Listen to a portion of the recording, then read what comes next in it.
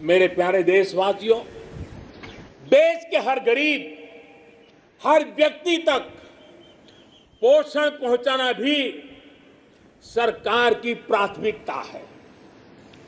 गरीब महिलाओं, गरीब बच्चों में कुपोषण और जरूरी पौष्टिक पदार्थों की कमी उनके विकास में बड़ी बाधा बनती है। इसे देखते हुए ये तय किया गया है कि सरकार अपनी अलग अलग योजनाओं के तहत जो चावल गरीबों को देती है उसे फोर्टिफाई करेगी, गरीबों को पोषण युक्त चावल देगी। राशन की दुकान पर मिलने वाला चावल हो, मिड डे मील में बालकों को मिलने वाला चावल हो, वर्ष 2024 तक हर योजना के माध्यम से मिलने वाला चावल फोर्टिफाई कर दिया जाएगा।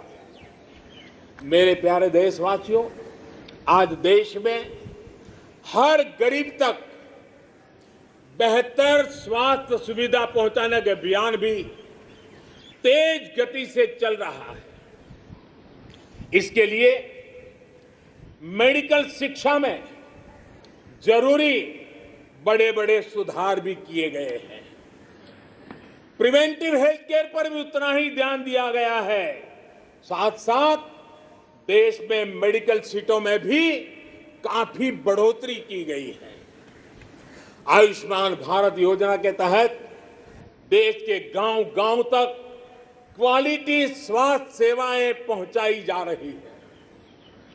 जन औषधि योजना के माध्यम से गरीब को, मध्यम वर्ग को सस्ती दवाइयां उपलब्ध कराई जा रही है। अभी तक 75,000 से ज्यादा हेल्थ एंड वेलनेस सेंटर्स बनाए जा चुके हैं।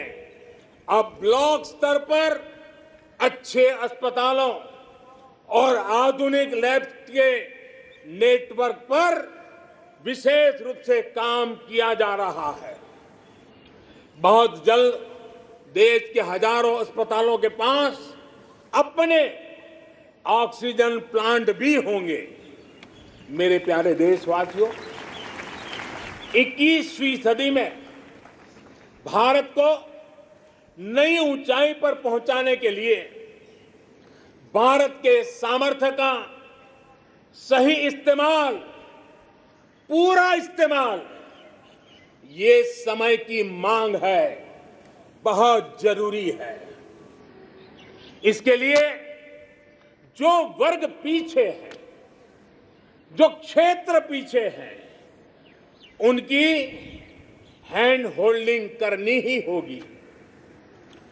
मूलभूत जरूरतों की चिंता के साथ ही दलितों, पिछड़ों, आदिवासियों, सामान्य वर्ग के गरीबों के लिए आरक्षण सुनिश्चित किया जा रहा है।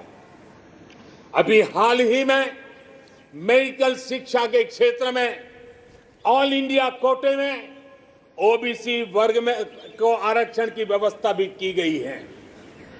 संसद में कानून बनाकर ओबीसी से जुड़ी सूची बनाने का अधिकार राज्यों को दे दिया गया है। मेरे प्यारे देशवासियों, जैसे हम ये सुनिश्चित कर रहे हैं कि समाज की विकास यात्रा में कोई व्यक्ति ना छूटे, कोई वर्ग ना छूटे, वैसे ही देश का कोई भूभाग, देश का कोई कोना भी पीछे नहीं छूटना चाहिए। विकास सर्वांगी होना चाहिए, विकास सर्वस्पर्शी होना चाहिए, विकास सर्वसमावेशक होना चाहिए।